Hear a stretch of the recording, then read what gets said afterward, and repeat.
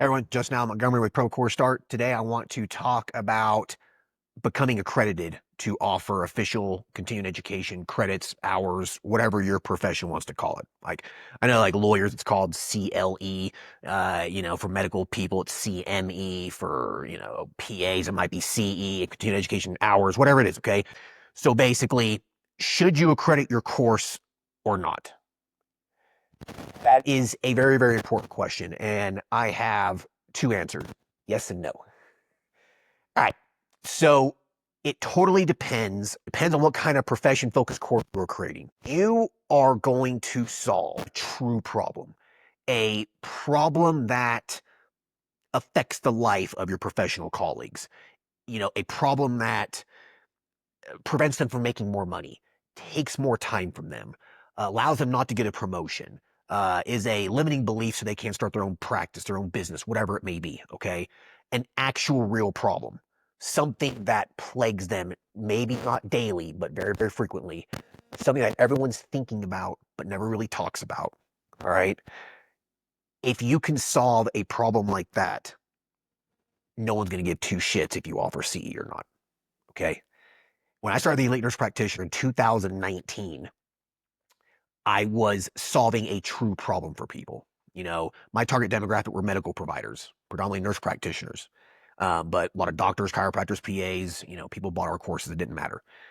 The problem I identified was that people were sick and tired of the rat race. They were sick and tired of giving their time, their life to corporate healthcare America or some clinic owner or some boss that didn't care about them. They were sick and tired of producing all of this income and only getting a fraction of it and basically making other people rich, right? They were getting burnt out. They were getting sick and tired of it. And I solved that problem. That's a real problem, right? And I solved it. I taught people how to start their own practice. I taught them how to start their own practice so they could be their own boss and make their own money, right? So we developed courses on, teach people how to start their own practices. And it worked fantastic. We were generating $200,000 a month before I ever offered CE because we were truly solving a real problem for people. Okay. That's the power of identifying a true value proposition for your course business. If you can solve a real problem and deliver a solution to that, right?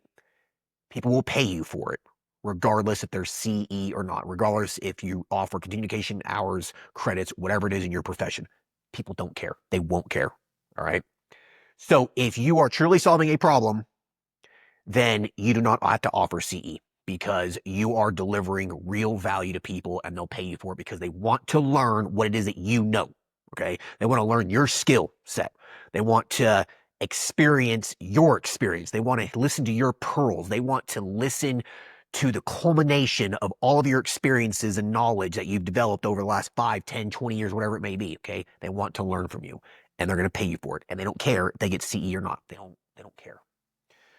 So if you can do that, you don't have to offer CE. Now, could you offer CE later on? Sure, but you don't have to offer it when you first launch. It's not necessary. Test it out first. See if people want to buy it. See if there's demand for it, okay? If people keep asking you questions like, is there CE attached to this? How much CE do I get? How much, how many education hours do I get for it? If you're getting a lot of that feedback, then you probably need to go ahead and go through the process of attaching some, continuing education hours, credits to your courses, okay? But oftentimes you won't have to if you're solving a real problem. Now, if you are going to just be offering kind of generic courses that teach a professional, a skill set or a knowledge set, something that can be more or less found in a book, something that can be researched online, a board exam, certification exam prep. That knowledge isn't confidential information. It's not confidential knowledge in nature, right? It's public knowledge. Most medical knowledge, legal knowledge, finance knowledge, accounting knowledge, etc. That's public domain, right? No one truly owns that. So if you're going to create somewhat more generic courses that just teach a doctor about a disease process and how to treat it, or to teach accountants about some sort of legal tax code, or lawyers about some sort of, I don't know, something in law, some sort of legal process, whatever it is. Okay. I'm not a lawyer, so I really don't know. So it's just pure example.